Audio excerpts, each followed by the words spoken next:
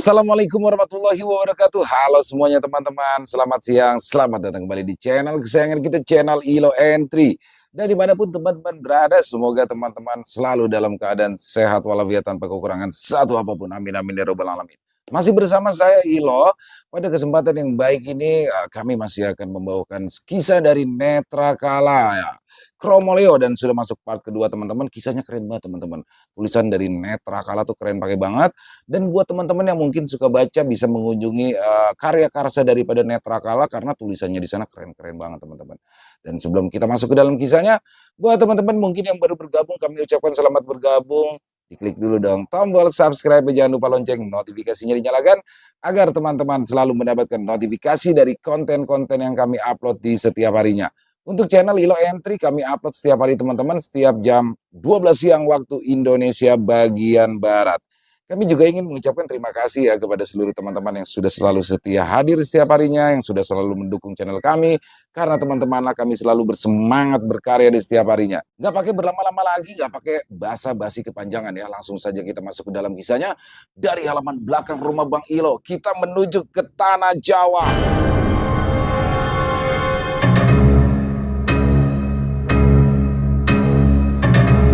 Makam keramat di atas bukit. Kromolio Part 2. Di pagi harinya, aku terbangun dengan kepala yang begitu berat. Hampir subuh aku baru bisa memejamkan mata. Maaf bule, Sita kesiangan. Semalam gak bisa tidur, ucapku saat melihat makanan yang sudah tersaji di depan meja. Oh iya ya, Katong Panca, kamu ngelindur ya tak? Tanya bule. Gak tahu bude, Sita juga bingung. Padahal Sita yang minta sakti untuk bersih-bersih, kataku, langsung menceritakan semua yang terjadi. Masa sih? Mungkin penghuni sini mau kenalan sama kamu, ucap bule. Penghuni? Penghuni apa sih bule? Tanya aku tak paham. Ya dedemit, mungkin mereka mau kenalan sama kamu. Ya semacam sambutan selamat datang gitu, ucap bule asal. Aku bergidik kalau mendengar ucapan bule Fatma yang benar saja. Penyambutan macam apa yang membuat orang bingung dan ketakutan. Bule, Sita bantuin ya, ucapku mencoba mengalihkan pembicaraan. Lah gak perlu, biasanya yang masak juga bule kok, timpal bule sambil menggerakkan dagu memintaku untuk duduk. Tak mau berdebat, akhirnya aku hanya membuat teh hangat dan segera duduk menghadap bule. Tak, nanti ikut bule ya, kamu kan belum kenal sama warga sini. Biar punya temen, ajak bule. Sebenarnya aku enggan.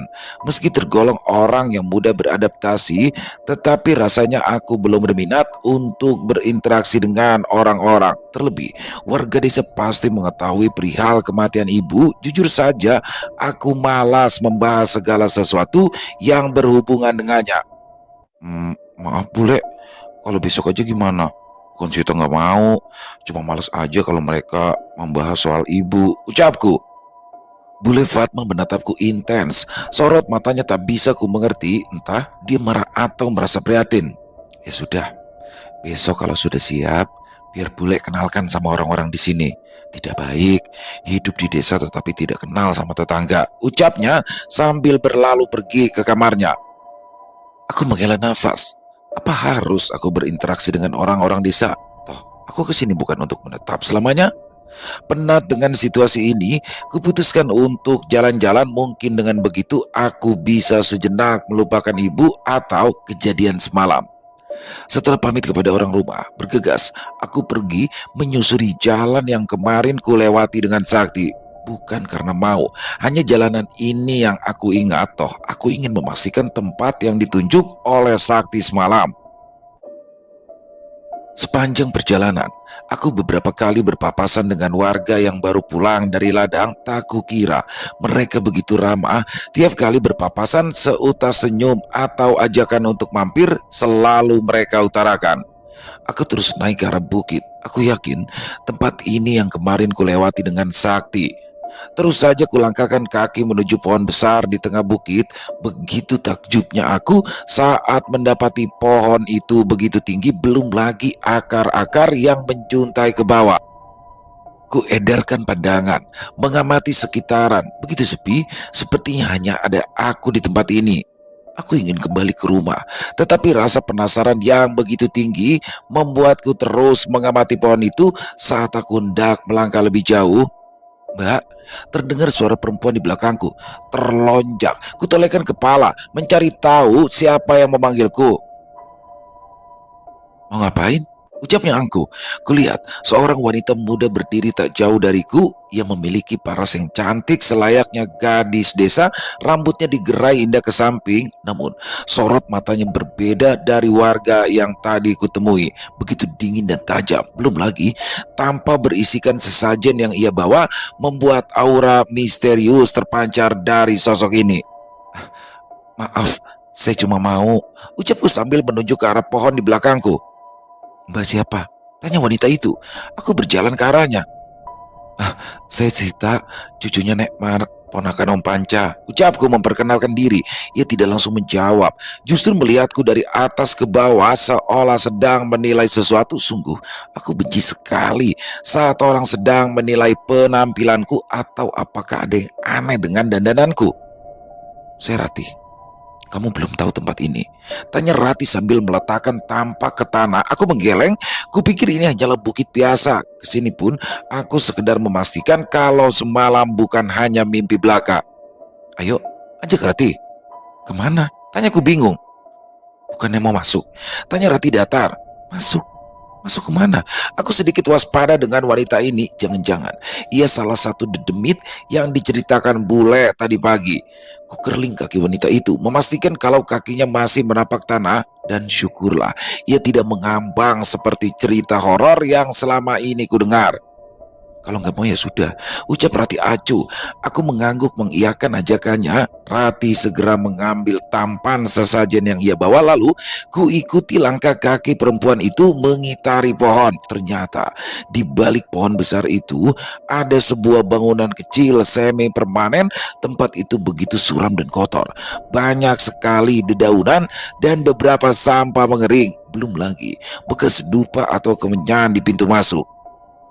Kamu sering kesini? Tanyaku sambil melihat tampah sesajen yang ia bawa.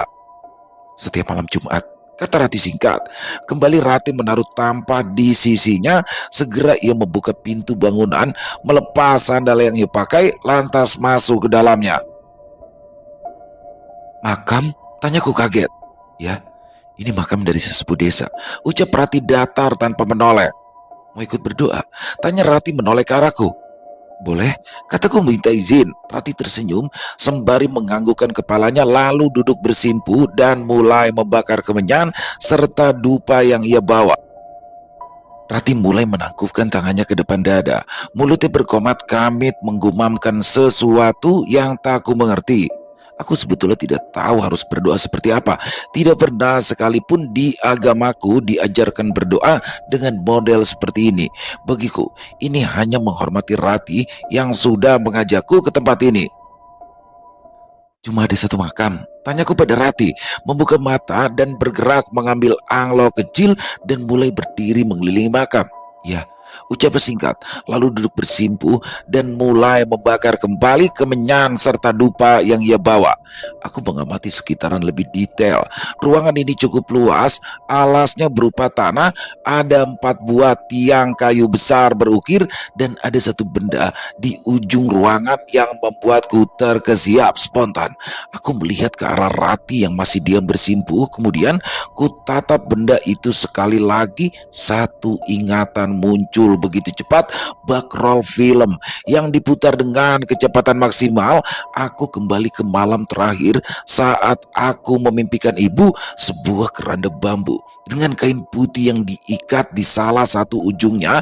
Kulangkahkan kaki mendekat ke arah keranda itu agar lebih jelas. Aku benar-benar tidak percaya. Kenapa? Benda ini bisa sama persis dengan apa yang ada di dalam mimpiku. Tubuhku seketika merinding hebat saat menyadari kalau semalam orang-orang itu juga membawa keranda seperti ini. Romoleo, ucapku tanpa sadar. Kamu ngomong apa? Tanya Rati. Aku berpaling ke arah Rati yang ternyata sudah memperhatikanku dari sisi makam. Aku aku pernah memimpikan benda ini. Yang pasti aku pernah memimpikan keranda ini dipanggul oleh beberapa orang laki-laki. Ucapku sambil menunjuk ke arah keranda tersebut. Rati tidak menjawab, namun sedikit warna di wajahnya menghilang. Ada sorot ketakutan darinya. Ayo pulang, ucapnya buru-buru. Aku tak paham kenapa Rati yang tadinya terlihat santai tiba-tiba panik seperti itu. Kembali kulihat keranda bambu di ujung ruangan, ada desiran aneh yang muncul. Bahkan sekelebat aku mencium aroma busuk yang bercampur dengan dupa dan kemenyan. Sita, ayo, ucap Rati yang sudah berada di pintu masuk. Tersadar, aku bergegas melangkah ke arah Rati. Wanita itu langsung menutup pintu dan berjalan cepat ke arah desa. Rati, hei, ucapku. Lebih baik kamu pulang. Jangan keluar malam. Kalaupun ada suara aneh, jangan pernah kamu coba untuk cari tahu, ucap Rati. Maksudnya apa? Tanyaku kebingungan. Rati menggeleng. Lakukan saja. Atau lebih baik kamu kembali ke kota, kata Rati segera pergi dari hadapanku. Aku bingung dengan perkataan Rati. Apa yang membuatnya berbicara demikian? Sekilas aku kembali melihat ke arah bangunan itu. Aku bergegas mengejar Rati yang sudah beberapa meter jauh di depanku. Langkahnya terlihat terburu-buru. Rati, panggilku, membuat wanita itu kembali berhenti. Aku lupa jalan pulang. Bisa bareng? Pintaku mencoba mencari alasan. Ia mengangguk, namun tak berucap lebih jauh. Rati, apa semalam ada orang yang meninggal di desa ini? Tanyaku mulai tak bisa mengendalikan rasa penasaran. Tidak, apapun yang kamu lihat atau dengar, abaikan saja, ucapnya singkat. Terus melangkah menuju desa. Aneh, kalau semalam tidak ada orang yang meninggal, kenapa ada orang-orang yang membawa keranda berkeliling desa semalaman? Kurang Maleo itu apa? Tanyaku tak peduli dengan raut wajah Rati yang mulai jengah. Kini Rati berhenti, menatapku jengkel.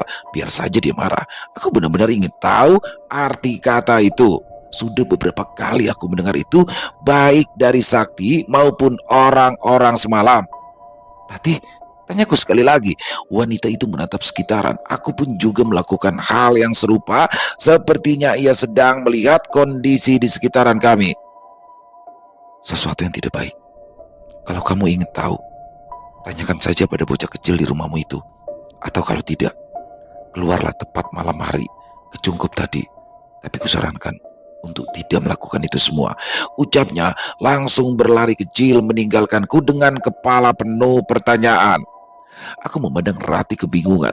Aneh sekali, kenapa wanita itu, kenapa aku malah disuruh pergi ke tempat suram itu? Lantas aku berjalan ke arah rumah Nek Mar, namun saat hampir sampai terdengar suara bule memanggilku. Sita, panggil bule dari salah satu pekarangan rumah. Kulihat ada ibu-ibu di sana, begitu juga Sakti dan beberapa anak kecil. Namun anehnya Sakti terlihat duduk sendirian di ujung rumah. Tak elok menolak panggilan, bergegas kulangkahkan kaki menuju tempat bule berada. Mas Sita dari mana? Kok Sakti nggak diajak? Ucap Sakti langsung menghampiriku. Bocah itu langsung memeluk erat, bahkan seperti menarikku agar menjauh dari orang-orang di pekarangan itu. Maaf ya, tadi kan Sakti lagi pergi sama bapak, ucapku sambil mengelus kepalanya. Oh, ini toh anaknya Tati. Wih, sudah besar, cantik juga ya, ucap salah satu wanita. Iya bu, saya Sita, kataku memperkenalkan diri. Iya, Budi sudah tahu. Ayo, sini dok, duduk sini, ucapnya. Sita, sini dulu, pinta Bude. Mau tak mau, aku berjalan ke arah mereka. Sebelum aku melangkah lebih jauh, pandanganku tertuju pada tampak kecil di ujung bangunan.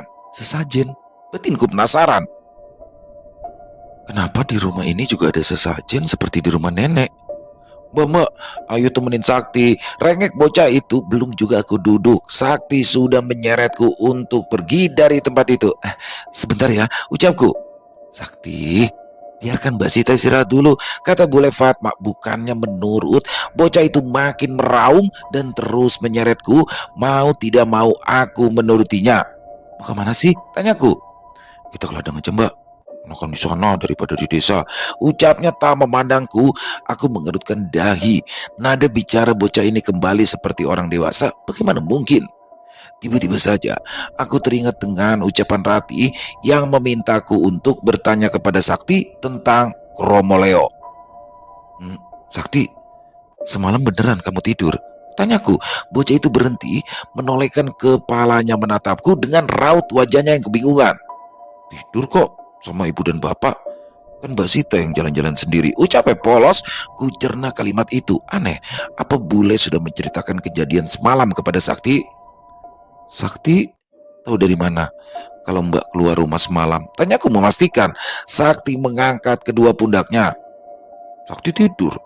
Cuma denger kalau Mbak Sita jalan malam-malam. Jelasnya. Sakti tahu apa itu Kromoleo? Tanyaku.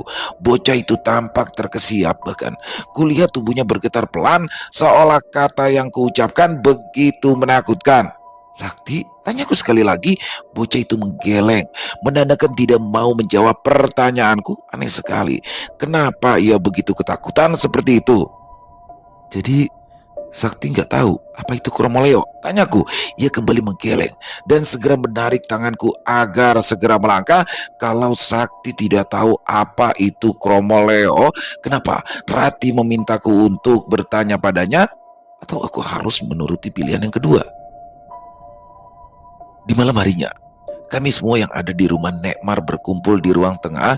Sendek gurau bahkan suara tawa terdengarnya. Sudah lama sekali aku tidak merasakan seperti ini. Kami para orang dewasa memainkan kartu.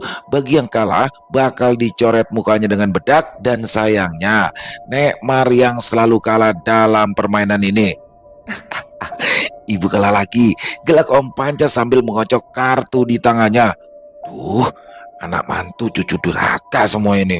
Masa ibu mukanya jadi mirip penari seperti ini, kata Nekmar.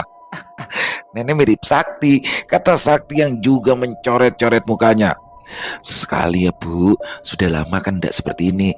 Sekarang giliran Sita yang dicoret, ucap bule yang langsung disetujui oleh semua orang.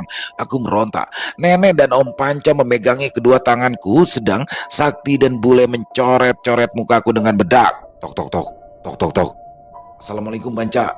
Terdengar suara ketukan pintu dan panggilan dari laki-laki yang tidak aku kenali. Sebentar ya, kata Om Panca sambil berdiri dan mengusap wajahnya menghilangkan sisa bedak. Kami melanjutkan permainan, namun baru beberapa saat kami bermain, Om Panca kembali masuk ke ruang tengah dengan raut wajah kaget. Kenapa Mas? Tanya bule. Mbak Suhar meninggal, ucapnya. Innalillahi wa inna ilaihi roji'un. Kami berucap bersamaan. Aku mau ke rumah duka. Kalian? Tanya Om Panca. Aku juga Mas, ujar bule yang langsung berdiri dan berjalan ke arah kamar mandi untuk membersihkan muka, sedangkan nenek malah menatapku sedikit intens. Nek, ada apa? Tanyaku penasaran. Ia menggeleng. Enggak Dok, sudah siap-siap sana, pintanya. Loh, situ juga ikut? Tanyaku. Iya, nanti kamu ditemenin Sakti di sana, jawab nenek. Setelahnya, kami pun bergegas membersihkan diri, mengganti pakaian yang pantas, dan pergi ke rumah duka. Aku sebenarnya tidak ingin ikut. Suasana duka seperti ini hanya mengingatkanku pada mendiang ibu. Suara lantunan surah Yasin justru membuatku menitikkan air mata. Mbak, panggil Sakti membuyarkan lamunanku. Kenapa? Tanyaku mendekat ke arahnya. Ayo pulang, Sakti takut mati, ucapnya polos. Aku kebingungan. Semua orang di rumah Nekmar sedang di tempat ini. Lagi pula sudah malam, pasti jalanan juga sepi. Mbak, ayo, kata Sakti mulai merengek. Sebentar ya, Mbak nanya sama nenek dulu, ucapku. Setelahnya, walau nenek tidak mau kami pulang terlebih dahulu, akhirnya dia mengizinkan karena Sakti yang terus merengek dan bahkan sudah hampir menangis. Jalanan menuju rumah nenek begitu sepi. Rasanya seperti malam kemarin hanya ada aku dan Sakti. Mungkin malam kemarin aku tidak memiliki rasa takut berlebihan, tetapi setelah kejadian semalam serta pembicaraan dengan Rati membuat jantungku berdebar tiap kali melangkah. Ada ketakutan jika Sakti yang bersamaku saat ini bukanlah manusia seperti malam kemarin. Sakti, ucapku. Bocah itu tak menjawab. Ia terus melangkah sambil mencengkram tanganku dengan erat. Sakti, panggilku sekali lagi. Ayo Mbak, cepat, keburu datang, ucapnya tak jelas. Apa yang datang? Suasana sedang seram seperti ini, kenapa malah bocah itu berbicara aneh? Kulangkahkan kaki sedikit lebih cepat, bahkan sialnya, Sakti meminta untuk digendong. Dasar bocah ini, kenapa selalu merepotkan? Aku terhenti. Sayup kembali mendengar suara-suara. Aku ingat betul, suara ini yang kudengar semalam. Sakti dengar.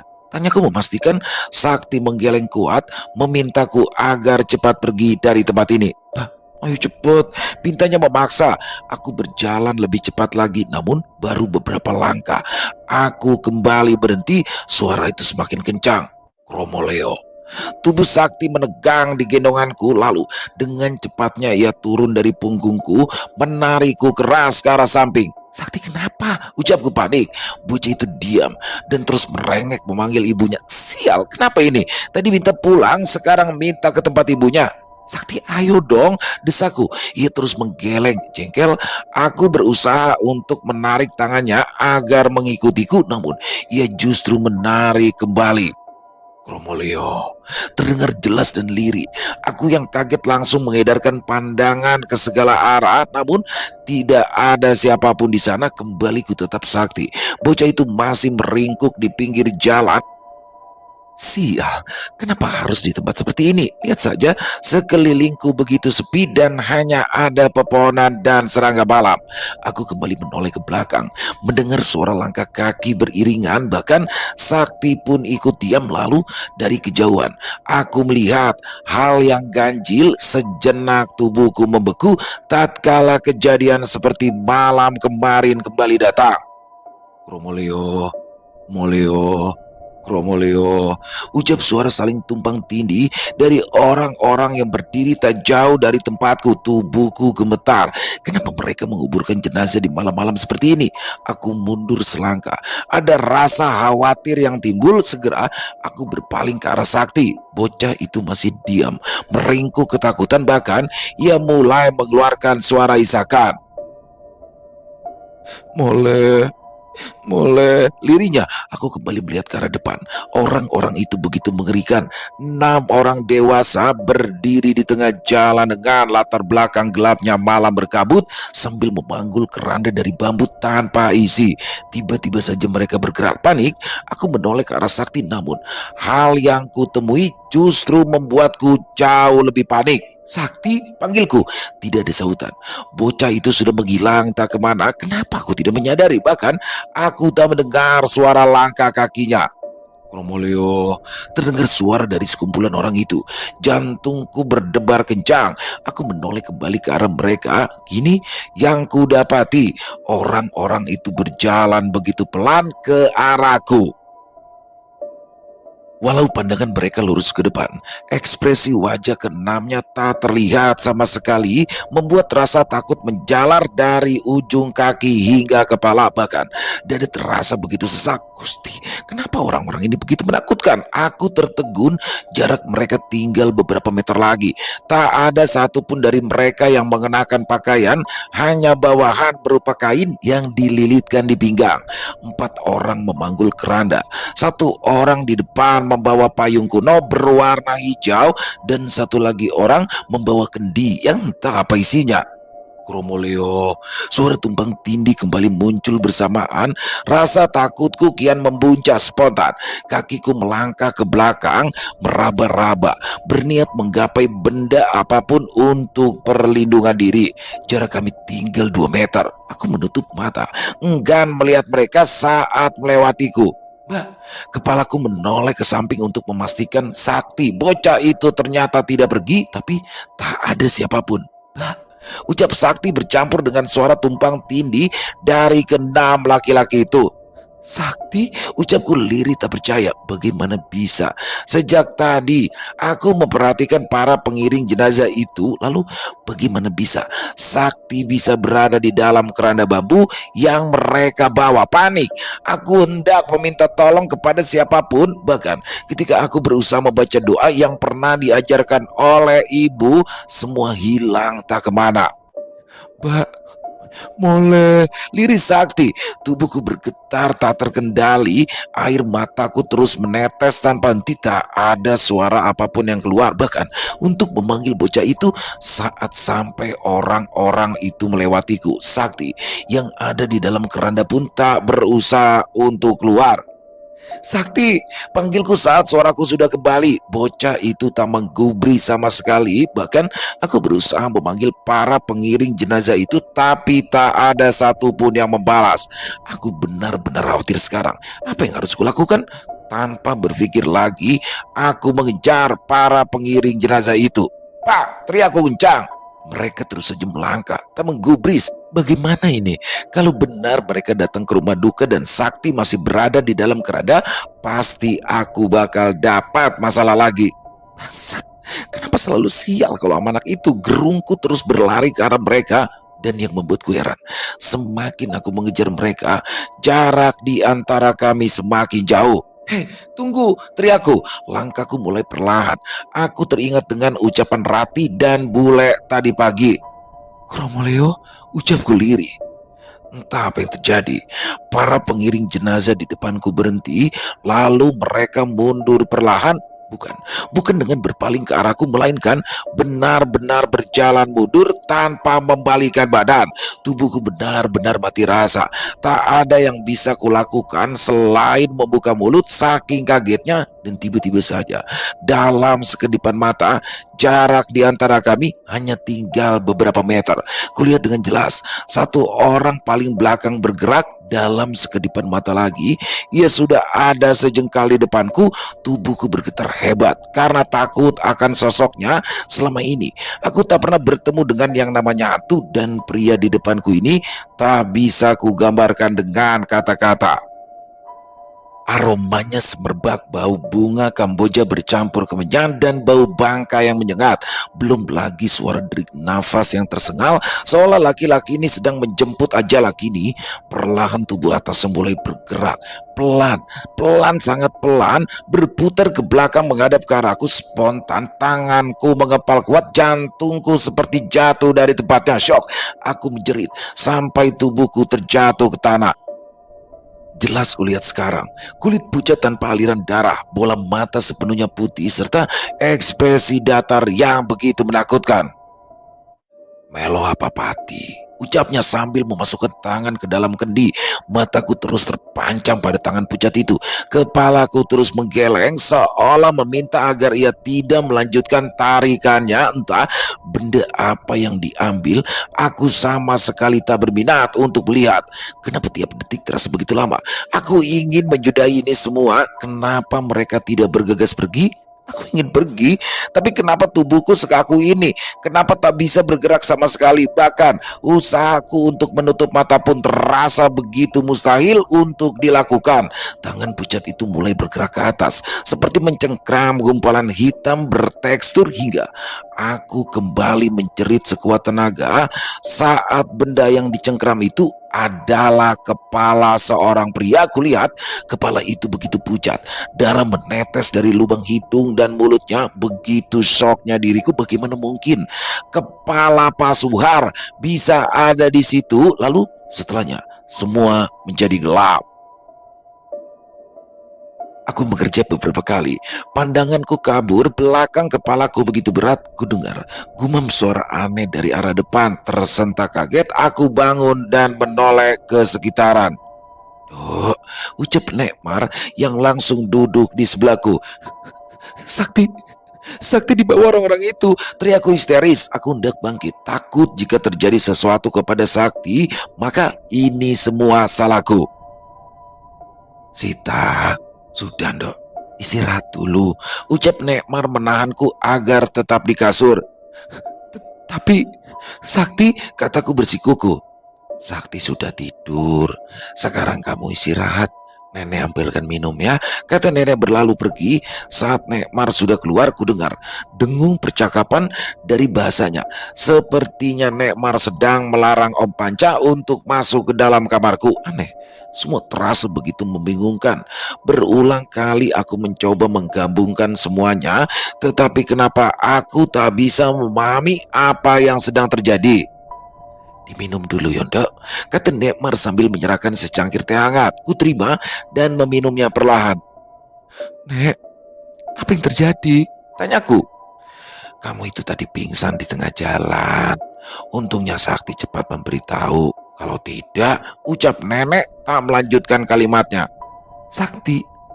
Sakti memberitahu kalian? Tanyaku. Ya, aku ingat betul kejadian semalam. Bahkan tiap detailnya masih tertera jelas di kepalaku. Iya, Dok. Dia kembali ke rumah Basuhar, bilang kalau kamu tiba-tiba diam dan teriak-teriak di tengah jalan lalu pingsan. Jelas nenek. Aku melongo. Apa maksudnya dengan tiba-tiba diam dan berteriak lalu pingsan? Aku masih waras dan ingat betul dengan kejadian semalam. Lalu bagaimana bisa Sakti mengatakan hal tersebut? Tidak, tidak. Aku tidak boleh langsung percaya dengan ucapan Nekmar.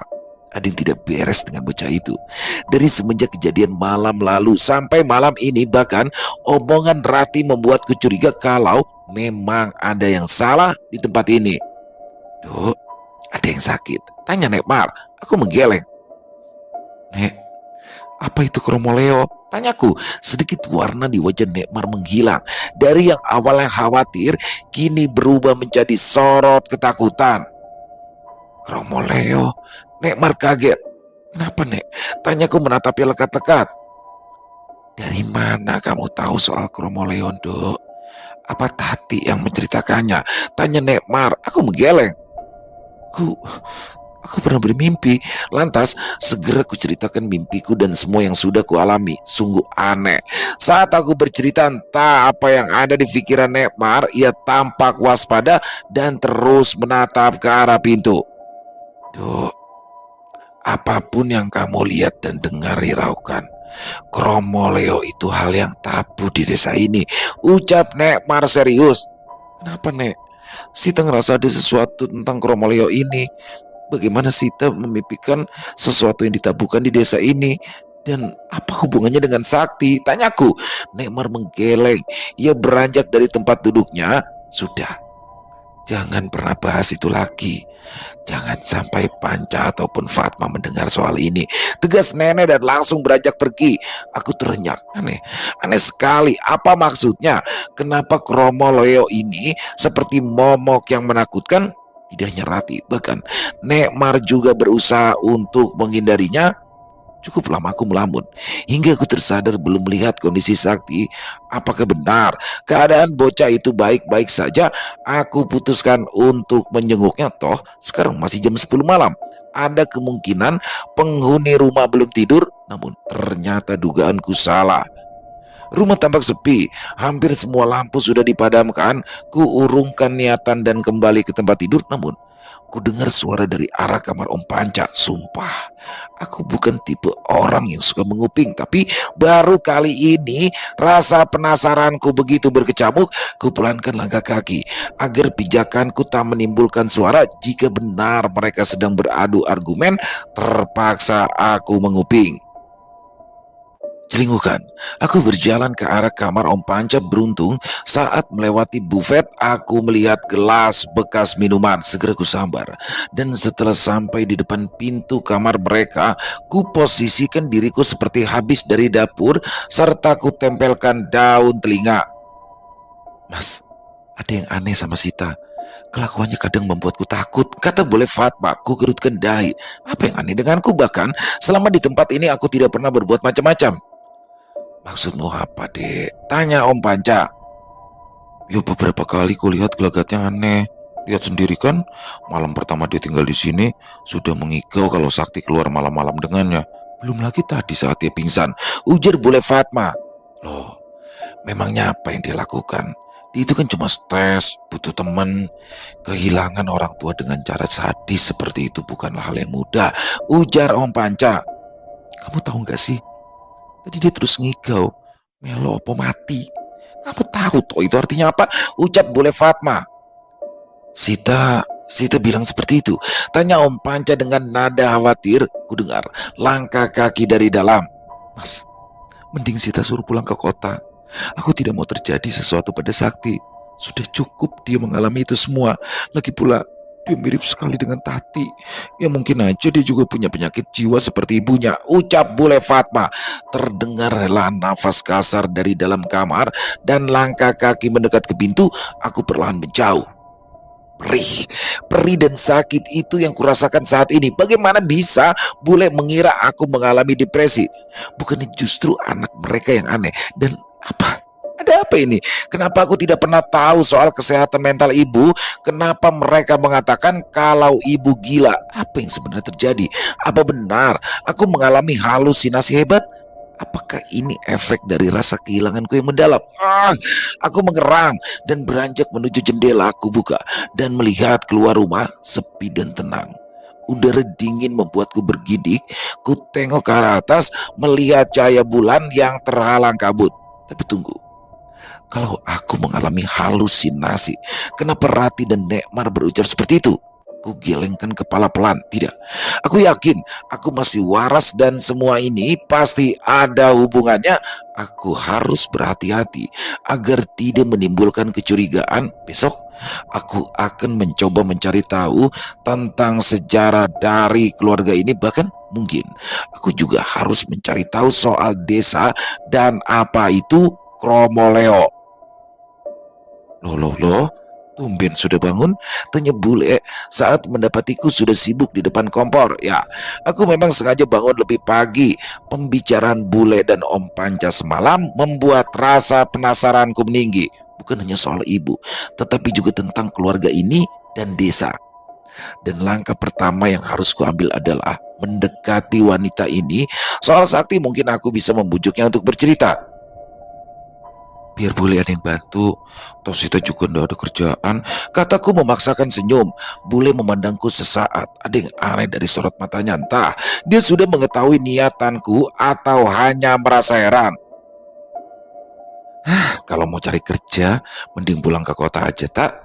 Di desa itu ya, mentok jadi pedagang atau buru cuci, kata bule. Sial, aku tahu dia sedang menyindirku. Ingin rasanya kuremas mulutnya, tapi aku harus bertahan. Ya, siapa tahu Sita bisa belajar di kebun bule, balasku. Ya sudah, terserah kamu aja. Ini kurang asin, kamu tambahin ini, kata bule mengkoreksi masakanku. Sakti kemana bule? Masih tidur? Tanyaku. Masih. Hari ini jangan diajak jalan-jalan ya. Kamu di rumah aja sama Sakti. Nanti bule, nenek sama Om Panca mau melayat ke Pasuar, ucap bule. Aku bergidik saat mendengar kata Pasuar, teringat dengan kepala dari dalam kendi yang ditarik oleh laki-laki itu. Selepas kepergian mereka, aku hanya duduk santai di teras mengamati Sakti yang tengah asik bermain kuda lumping di halaman belakang. Sakti, panggilku. Ia menoleh sebatas melihatku lalu kembali sibuk dengan mainannya. Sakti, panggilku kembali. Kali ini ia tidak menoleh, masih terus asik menari. Jengkel, ku hampiri saja bocah itu. Sakti, lenguku. Jarakku hanya tinggal semeter darinya, namun bocah itu sengaja melecutkan pecut kecilnya ke arahku. Kalau bukan anak kecil, sudah kuikat dia di pohon belakang. Sakti, berhenti, ucapku. Apa sih mbak? Ganggu aja, itu tuh temanku tidak suka, ucapnya sebal. Aku bergidik melihat sekitaran, tidak ada bocah lain di sini, hanya aku dan dia. Siapa yang dimaksud Sakti? Teman apa toh? Jangan bercanda kataku sambil hanya melengos. Ia hampir bermain kembali. Sigap aku berjongkok dan menahan tubuh kecilnya. Sakti mau permen? Tanyaku. Bocah itu mengerutkan dahi lalu mengangguk. Nanti mbak kasih permen. Tapi mbak mau nanya, semalam kamu pergi kemana? Tanyaku. Mulai, ucapnya singkat. Ya iya, pulang kemana? Mbak ditinggal, pancingku sabar. Mbak Sita itu tiduran di jalan. Sakti bangunin gak mau, malah teriak-teriak. Terus ya Sakti panggil ibu sama bapak, ucapnya polos. Dahiku mengernyit. Di mana sikap dewasa bocah ini kemarin? Sewaktu bersamaku dia jauh lebih dewasa. Apa benar semalam aku berhalusinasi? Mbak, jangan ngelamun, kata temanku, nanti kesambet setan, ucap Sakti dan kembali memainkan kuda lumping miliknya menggeleng. Aku kembali ke teras dan mengamati bocah itu, namun setelah beberapa waktu tidak ada yang aneh. Rati, bisikku lirih. Tapi sebentar, kenapa pula aku harus mencari tahu semua ini? Mungkin memang aku yang berhalusinasi, tapi tidak. Kejadian semalam benar-benar terasa real dan itu bukanlah mimpi. Nyatanya aku sampai pingsan belum pernah sekalipun aku pingsan. Bahkan saat aku berkelahi dengan teman-temanku di kota, justru mereka yang pingsan setelah menerima tonjokanku. Sakti, mau ikut jalan-jalan? Tanyaku. Kemana? Balas bocah itu langsung berlari ke arahku. Ke puncak bukit itu, ucapku. Sakti menggeleng, ia tanpa ketakutan. Sakti tidak boleh main lagi ke Cungkup. Di sana ada setan, ucapnya. Masih bosan kalau cuma di rumah. Yuk, nanti mbak beliin permen banyak deh, bujukku. 5, katanya sambil mengangkat kedua tangannya, membentangkan ke 10 jarinya. Lebih deh, ya, ucapku. Sakti mengangguk, ia bergegas melepas kuda lumpingnya dan menarikku agar segera berdiri. Siang itu, jalanan desa cukup sepi. Kami hanya berpapasan dengan warga sesekali. Mungkin mereka masih berada di rumah duka milik Pak Suhar. Sesampainya di bukit, aku segera menarik tangan Sakti. Ia tampak ketakutan, bahkan awalnya menolak untuk masuk ke dalam. Ayo, setelah lihat ke dalam kita pulang dan beli permen yang banyak, ajakku. Akhirnya Sakti mau, walau dia memintaku untuk menggendongnya. Namun sesampainya di sana tak ku temui siapapun. Perlahan ku buka gerbang masuk Cungkup. Begitu kakiku memijak anak tangga pertama, pegangan tangan Sakti mengerat kuat. Semerbak aroma kemenyan dan dupa menguar begitu cepat. Sakti, kenapa? Tanyaku. Bocah itu hanya menggeleng, mengerang pelan, menandakan kalau ia ingin segera pulang. Sebentar ya, cuma sebentar, kataku. Kulanjutkan melangkah. Sekilas kulirik makam tua itu. Ada desiran aneh membuat bulu kuduku meremang hebat. Kemudian aku melangkah menuju keranda kayu. Pegangan Sakti semakin menguat. Kuperiksa sedetail mungkin. Keranda bambu itu tidak ada yang aneh. Sama seperti keranda pada umumnya. Kujulurkan tangan, berusaha untuk menjibak kain yang menutupinya. Namun pergerakanku terhenti. Ojo, ucap Sakti. Loh, kenapa? Ini kan cuma kain, kataku. Sakti tidak menjawab. Ia kembali menyembunyikan wajahnya di pundakku, tak menghiraukan peringatannya. Kusibak kain itu. Kini kulihat secara utuh, keranda bambu yang sudah berumur. Tidak ada yang aneh, hanya beberapa bagian yang sudah rusak dan hampir lepas. Lihat kan, tidak ada apa-apa, ucapku kepada Sakti. Namun bocah itu menggeleng. Ia menunjuk ke arah kain yang terjuntai ke bawah. Seketika aku menjerit, mundur beberapa langkah sampai kaget. Bahkan aku lupa kalau Sakti masih berada di punggungku. Kenapa? Bagaimana bisa ada tetesan darah dari keranda itu? Ku pejamkan mata, menggeleng kuat, lalu melihat ke arah keranda kembali. Aku menggerang, tidak percaya dengan apa yang kulihat. Sakti, apa itu? Tanyaku memastikan. Kromoleo yang akan menjadi pertanda, ucapnya dengan suara serak dalam. Panik, aku mencoba menengok ke arah Sakti. Yang kulihat jauh lebih parah. Mata bocah itu melotot dengan keseluruhan berwarna putih. Sakti, panggilku, berusaha untuk melepaskan gendongannya. Tapi tangan kecil itu malah terus menekan tubuhku. Belum selesai, keranda di depanku berderik pelan. Spontan kepalaku menoleh ke depan. Darah masih terus menetes. Bahkan bau anyir terasa begitu memualkan. Moleh, ucap Sakti. Aku terus mencoba melepaskan pegangan Sakti. Moleh, moleh, moleh, ucap bocah itu terus meninggikan suaranya. Telingaku begitu sakit, bahkan kurasakan kakiku terkena cairan kental menjijikan. Sakti melepaskan cengkeramannya. Ia melompat turun dari punggungku. Ekspresinya begitu bengis untuk bocah seusianya. Sakti, pulang, pintaku panik. Bocah itu tak menggubris. Ia terus melangkah ke arah keranda. Aku berusaha menariknya, tapi dengan kekuatan yang tak dari mana, bocah itu menepis tangan dan mendorongku dengan kuat. Aku tersungkur, segera berusaha berdiri. Kini Sakti sudah berada di depan keranda bambu itu dengan posisi jongkok. Segera aku berdiri, bergegas ke arahnya. Dari atas awalnya tak kulihat apa yang sedang ia lakukan, tapi Aku tak peduli. Aku benar-benar takut terjadi sesuatu dengan bocah itu. Ku tarik saja tangannya. Bocah itu tak melawan hingga kulihat dari cairan kental merah yang mirip darah itu tertulis angka 7. Tanpa pikir panjang, ku tarik sakti dan langsung keluar dari tempat itu. Beruntung, sesampainya di rumah belum ada orang. Bergegas, kuletakkan sakti di sofa ruang tengah. Bocah itu tertidur lelap, kunyakan tubuh, menghela nafas panjang. Memoriku kembali ke kejadian tadi dicungkup. Ada apa ini? Kenapa ada kejadian seperti itu? Bagaimana mungkin keranda itu mengeluarkan darah? Kutolehkan kepala ke arah sakti. Tidurnya benar-benar pulas. Ada setitik perasaan bersalah yang muncul. Pasti bocah ini sudah melalui hari-hari berat. Kejadian tadi menyadarkanku kalau sakti pasti memiliki kelebihan. Ya begitulah teman-teman, luar biasa sekali kisahnya dan misterinya nih masih terus berjalan nih. Makin penasaran ya. Di part kedua ini belum ada titik terang, tapi yang jelas di part kedua ini sudah mulai muncul nih bagaimana Sita akhirnya melihat sendiri dengan mata kepalanya sosok hantu pengiring jenazah yang mengangkat keranda bambu ya, dan disebut Kromoleo. Dan ternyata apa yang ada di puncak bukit yang di balik pohon besar itu adalah makam keramat. Wow. Dan di sini makin menambah misteri. Sebenarnya misterinya ada di mana sih gitu loh? Ada di desanya kah atau ada di keluarganya?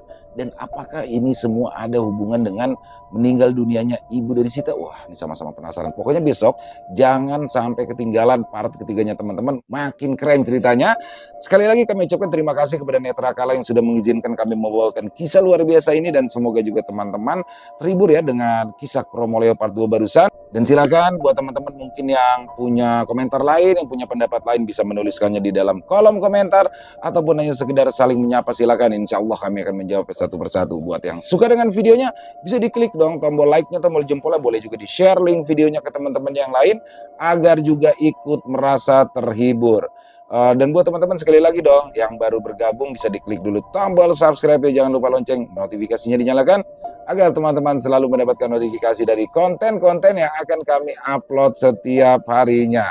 Dan untuk channel Ilo M3 ini kami upload setiap hari teman-teman, setiap jam 12 siang waktu Indonesia bagian Barat. Sekali lagi kami ingin mengucapkan terima kasih kepada seluruh teman-teman ya yang sudah selalu setia hadir, yang sudah selalu mendukung kami, karena teman-temanlah kami selalu bersemangat berkarya di setiap harinya. Dan di akhir kata saya Ilo mengucapkan permohonan maaf apabila mungkin dalam pembawaan kisahnya barusan ada kata-kata saya yang salah ataupun ada kata-kata saya mungkin yang kurang berkenan. Saya mohon dibukakan pintu maaf yang seluas-luasnya, dan sampai berjumpa lagi di konten-konten kami selanjutnya besok jam 12 siang ya, Kromoleo part ketiga. Jangan sampai ketinggalan, masih bersama saya Ilo di channel Ilo Entry. Salam sehat, bahagia selalu untuk kita semua. Wassalamualaikum warahmatullahi wabarakatuh.